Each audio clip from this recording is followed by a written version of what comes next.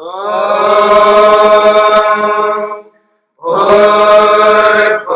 स्वः तत्सवितुर्वरेण्यं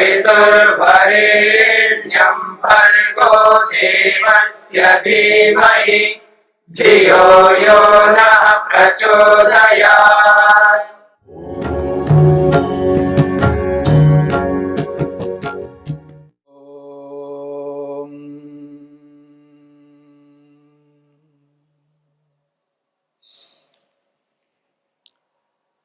समाधि पाद के 47वें सूत्र को लेकर के हम विचार कर रहे हैं। निर्विचार वैशारद्ये अध्यात्म प्रसादः। महर्षि पतंजलि ने संप्रज्ञा समाधि के 4 भेद बताए हैं। सवितर्का, निर्वितर्का, सविचारा और निर्विचारा।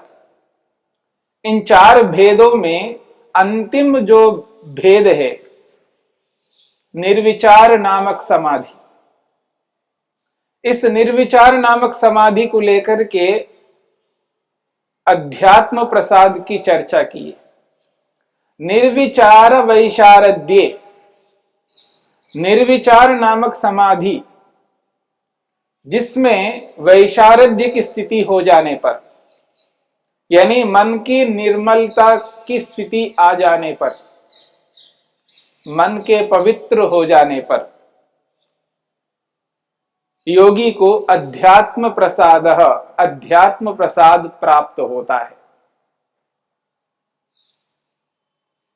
मन के निर्मलता को लेकर के हमने विचार किया है। मन की 2 प्रकार की निर्मलता है।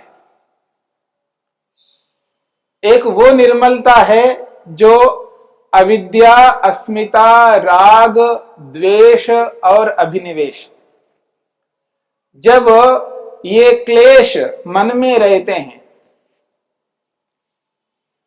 तो व्यक्ति कामी, क्रोधी, लोभी, मोही, ईर्ष्यालु, अहंकार से युक्त होकर के अहंकारी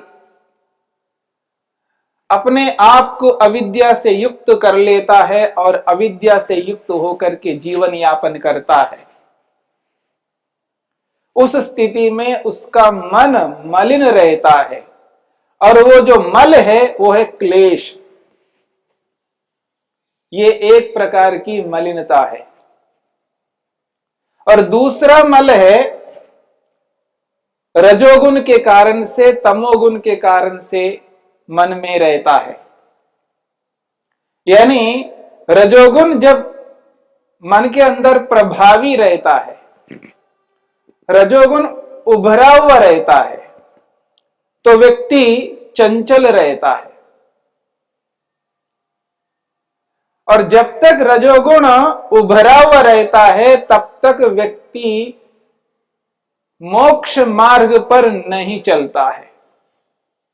ये रजोगुण ही एक प्रकार से मल है।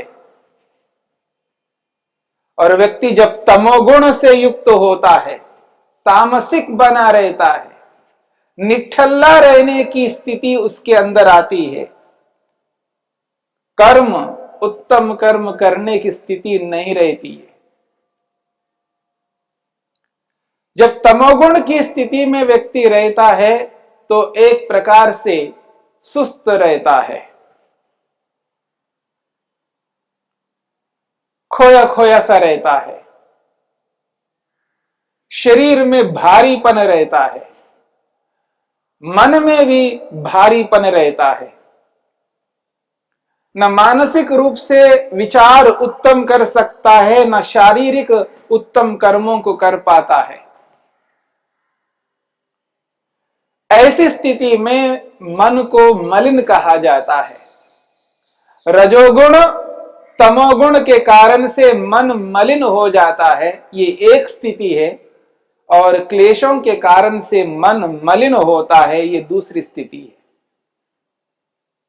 अब ये दोनों स्थितियां जब नहीं रहती हैं, न तो मन के अंदर रजोगुण और तमोगुण उभरे हुए रहते हैं और न मन में क्लेश रहते हैं, उस स्थिति में वैशारद्य की स्थिति आती है, निर्मलता पूर्ण निर्मल हो जाती है।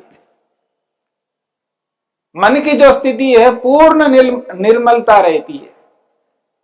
इसी स्थिति को लेकर के महर्षि वेदव्यास स्पष्ट करते हैं, अशुद्धि आवरण मलापेतस्य, अशुद्धि आवरण मलापेतस्य प्रकाशात्मनो बुद्धिसत्वस्य रजस्तमोभ्याम अनभिभूतः स्वच्छः स्थिति प्रवाहो वैशारद्यम।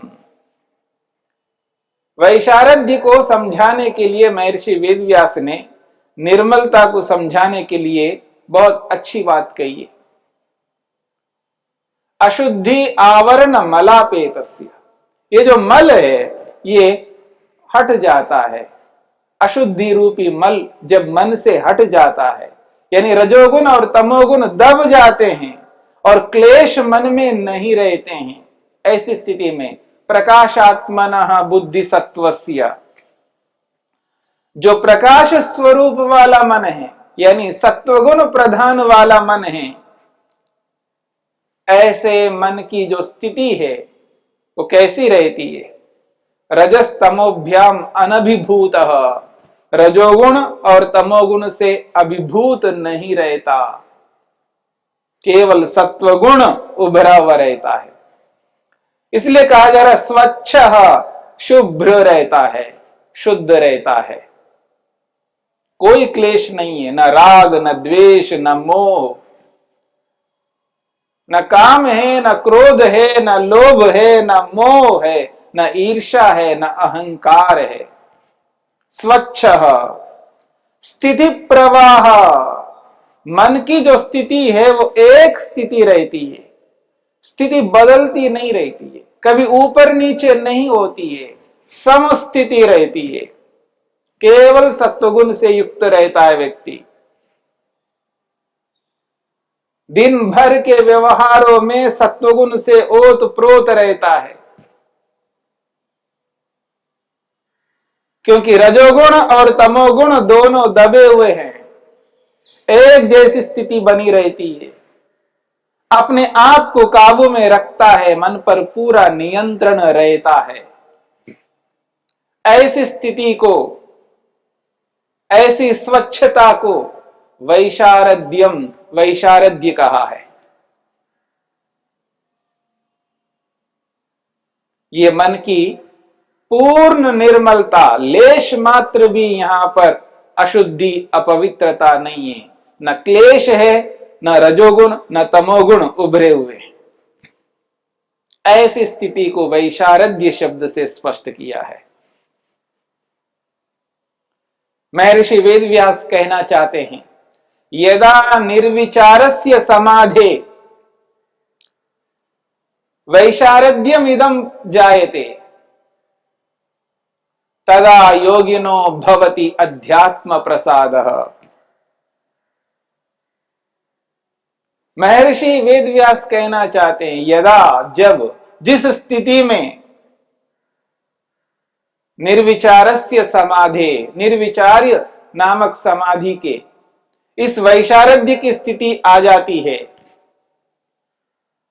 जब निर्विचार नामक समाधि में मन की निर्मलता जब हो जाती है, तदा उस स्थिति में योगिनः, योगी को भवति अध्यात्म प्रसाद, योगी को अध्यात्म प्रसाद प्राप्त होता है। मन की निर्मलता की स्थिति आ जाने पर समाधिस्थ होकर के अलग अलग पदार्थों का साक्षात्कार दर्शन कर लेता है, तदा उस स्थिति में योगी को अध्यात्म प्रसाद की प्राप्ति होती है। क्या है ये अध्यात्म प्रसाद? महर्षि वेदव्यास स्वयं स्पष्ट करते हैं अध्यात्म प्रसाद क्या है। वो कहते हैं भूतार्थ विषय, अध्यात्म प्रसाद को समझा रहे हैं। भूतार्थ विषय क्रम अननुरोधी क्रम अननुरोधी स्फुटः प्रज्ञालोकः।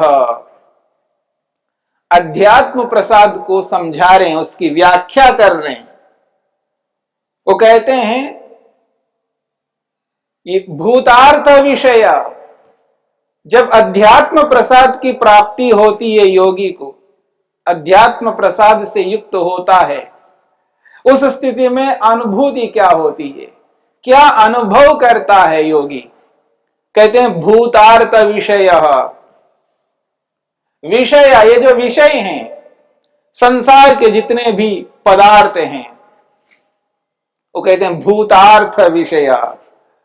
भूतार्थ कहते हैं यथाभूत, जो वस्तु जैसी है, जो पदार्थ जिस रूप में विद्यमान है, उसी रूप में उसको प्रतीत होते हैं। जो पदार्थ जिस रूप में विद्यमान है, वो पदार्थ उसी रूप में स्पष्ट होते हैं, विपरीत स्पष्ट नहीं होती। जो वस्तु जैसी नहीं है, वैसी वो वस्तु दिखती नहीं है। जैसी वस्तु है वैसी दिखेगी।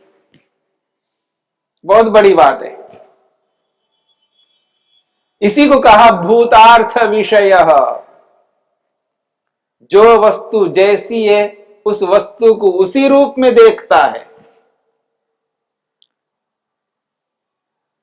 साधारण स्थिति में जो योगी नहीं है, वह व्यक्ति जिन पदार्थों को जिस रूप में देखता है, उस रूप में अनुभव नहीं करता है, क्योंकि मिथ्या ज्ञान है, क्लेश है। मोटा उदाहरण आप देख सकते हैं, ये जो शरीर है, ये शरीर अनित्य है, नष्ट होने वाला है, पर अपने आप को वो ये अनुभव करता है, मैं नष्ट नहीं होऊंगा। सारे मर जाते हैं, सब लोग शरीर को त्याग करके जाते हैं, बोलता भी है सबको जाना है, पर उसके मन में रहता है मैं नहीं जाऊंगा, मैं तो ऐसा ही रहना चाहता हूं। उसकी जो चाह है, उसकी जो तमन्ना है, वो यही है कि मैं ऐसा ही रहना चाहता हूं। कोई वस्तु नष्ट हो जाती है, टूट फूट जाती है, उसको दुख होता है, क्लेश होता है। और ये जो दुख होता है, ये दुख इसलिए होता है क्योंकि वो वस्तु नहीं टूटेगी, ऐसा उसको अनुभव था। यदि ये अनुभव होता कि ये वस्तु टूट सकती है, कोई भी तोड़ सकता है, कोई भी इसको नष्ट कर सकता है, तो उसको दुख नहीं होगा, क्लेश नहीं होगा। किन्हीं वस्तुओं को तो अनुभव करता है, पर किन्हीं वस्तुओं को वो ऐसा अनुभव नहीं करता। परंतु योगी, जिसको अध्यात्म प्रसाद की प्राप्ति होती है, उस व्यक्ति के सामने जो कोई भी वस्तु जैसी भी है, उसको वैसा ही अनुभव करता है, उसके विपरीत अनुभव नहीं कर सकता। भूतार्थ विषय। क्यों ऐसा? कहते हैं स्फुटः प्रज्ञालोकः। अध्यात्म प्रसाद की चर्चा कर रहे हैं। अध्यात्म प्रसाद क्या है? वो कहते हैं प्रज्ञालोकः। प्रज्ञा कहते हैं बुद्धि को, ज्ञान को, नॉलेज को। वो जो अध्यात्म प्रसाद है, वो प्रसाद ज्ञान है, यथार्थ ज्ञान है, प्रज्ञा है, विशिष्ट बुद्धि है। आलोक कहते हैं प्रकाश। ज्ञान का प्रकाश होता है, और कैसा होता है? स्फुटः, प्रकट, स्पष्ट होता है।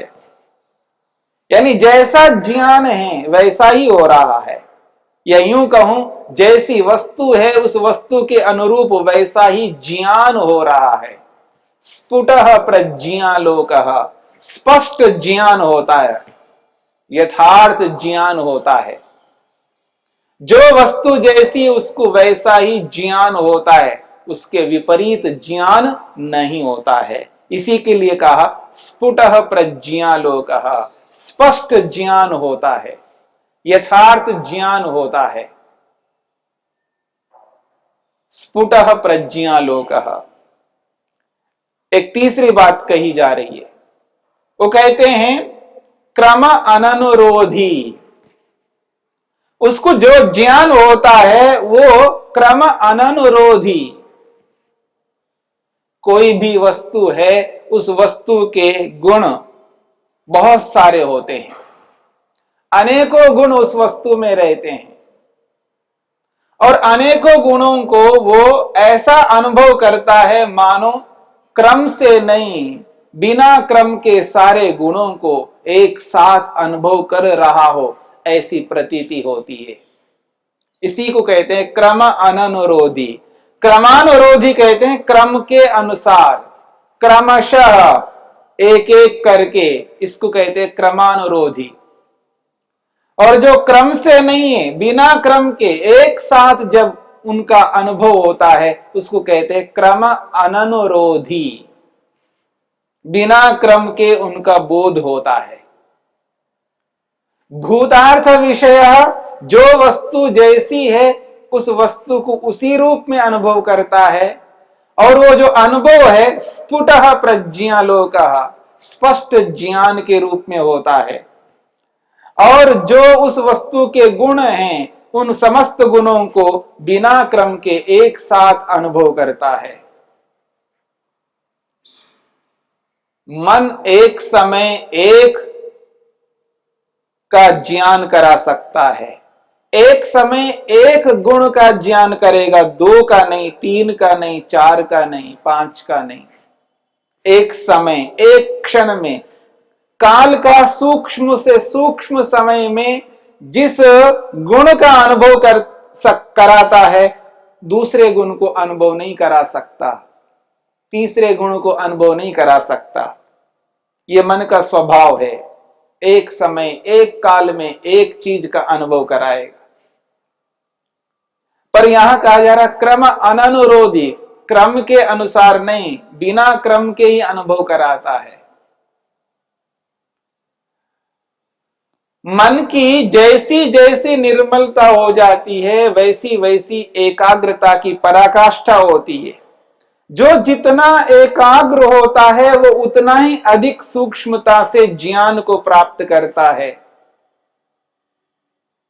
जो सामान्य प्रकार से लौकिक व्यक्ति एक साथ अनेक कार्यों को करता है,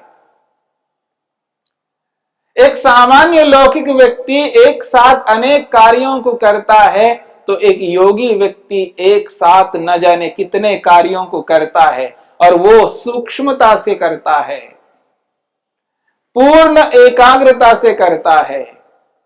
परंतु वो लगता यही है एक साथ हो रहा है, पर वो भी क्रम से होता है। यहां पर भी क्रम से होगा, लेकिन वो इतनी सूक्ष्मता से उसका बोध होता है, उसको ऐसा लगता है ये बिना क्रम के हो रहा है। तो मानो बिना क्रम के एक साथ उस वस्तु के सारे गुणों का अनुभव करता है। यही क्रम अननुरोधी का अभिप्राय है।